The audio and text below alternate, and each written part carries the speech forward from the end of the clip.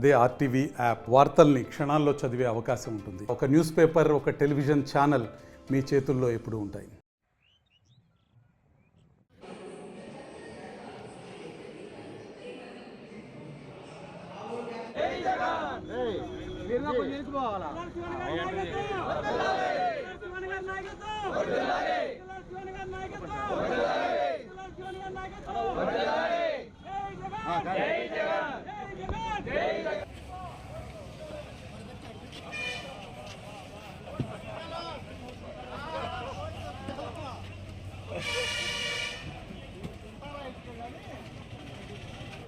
ఈరోజు రాష్ట్రంలో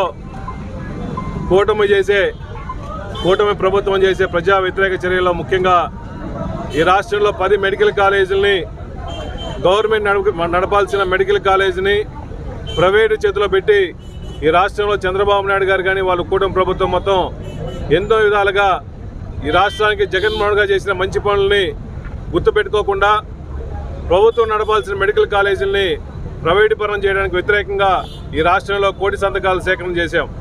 దీంట్లో ముఖ్యంగా దర్శి నియోజకవర్గంలో సుమారుగా 60,000 పైచిలుకున్న పుస్తకాల సేకరణ కూడా వచ్చినాయి. ఈరోజు ప్రతి గ్రామంలో కూడా స్వచ్ఛందంగా పార్టీలకు అతీతంగా అన్ని సంఘాలు కూడా కలిసి ఈ సంతకాల సేకరణ చేసినాం. ఈరోజు వెనక చూస్తుంటే ఈ 60,000 సంతకాలు కూడా ఈరోజు దర్శి నియోజకవర్గం నుంచి కూడా పార్టీ హెడ్ క్వార్టర్స్కి ప్రకాశం జిల్లా పార్టీ ఆఫీస్కి పంపించడం జరుగుతుంది. ఈరోజు రాష్ట్రంలో ముఖ్యంగా 2019 నుంచి 24 టైంలో ఈ రాష్ట్రంలో జగన్మోహన్ గారు ఎన్నో మంచి కార్యక్రమాలు చేశారు. ఆ కార్యక్రమాల్లో ముఖ్యంగా ప్రతి జిల్లాలో మెడికల్ కాలేజీలు కావాలని చెప్పేసి ప్రతి జిల్లాలో మెడికల్ కాలేజీ పెడితే చంద్రబాబు నాయుడు గారు కావాలని జగన్మోహన్ గారికి మంచి పేరు వస్తుందని చెప్పేసి కుటీల నుంచితో వాళ్ళ మనుషుల కోసం వాళ్ళ బినామీల కోసం అన్ని ప్రైవేటీకరణ చేయడానికి రాష్ట్రం మొత్తం వ్యతిరేకిస్తుంది.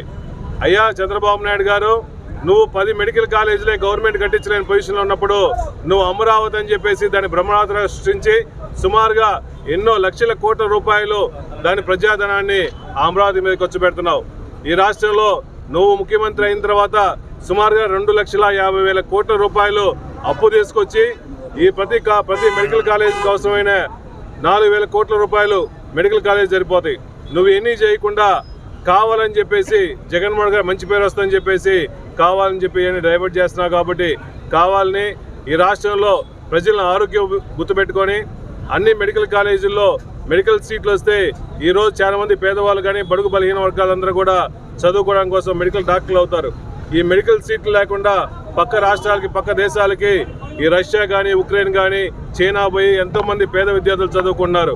ఈ మెడికల్ కాలేజీలు వస్తే ఎంతోమంది విద్యార్థులు సుమారుగా 2,000 పైచిలుక సీట్లు మన దగ్గరికి వస్తాయి. కాబట్టి మీరు అందరూ గమనించండి, ఈ రాష్ట్రంలో మెరుగైన వైద్యం కానీ విద్య ప్రాథమిక హక్కు ప్రతి గవర్నమెంట్ కల్పించాల్సిన ప్రాథమిక హక్కు. కాబట్టి మీరే గవర్నమెంట్ నడిపేసి పేద మెడికల్ కాలేజ్ స్టూడెంట్స్ని తయారు చేయాలి, మెరుగైన వైద్యం కల్పించాలి. కాబట్టి మన జిల్లాలో కూడా మార్కాపురంలో కూడా మెడికల్ కాలేజ్ పశ్చిమ ప్రకాశం జిల్లాకి మెడికల్ కాలేజ్ వచ్చింది. కాబట్టి దీన్ని ఇంకా ఎక్కువ అవసరమైతే ఇంకా ఉధృతంగా ప్రజల కోసం ప్రజల సమస్యల కోసం మెడికల్ కాలేజీలని గవర్నమెంట్ నడిపేదాకా ఉద్యమం చేస్తామని చెప్పి వైఎస్ఆర్ కాంగ్రెస్ పార్టీ తరఫున ఎప్పుడు పోరాటం చేస్తామని చెప్పి తెలియజేస్తున్నాం.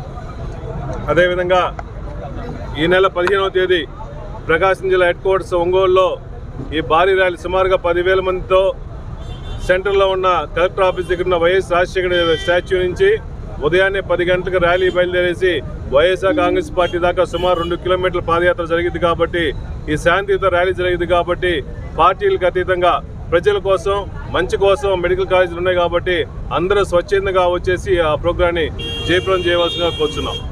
చరిత్ర సృష్టించినోడు ఇప్పుడు ఆ చరిత్రని తిరగరాయబోతున్నాడు. అబద్ధాల గోడల్ని బద్దలు కొట్టి నిజాలను రాగా మీ ముందుంచబోతున్నాడు. నిజమైన వార్తల కోసం వెంటనే డౌన్లోడ్ చేసుకోండి రా యాప్ని.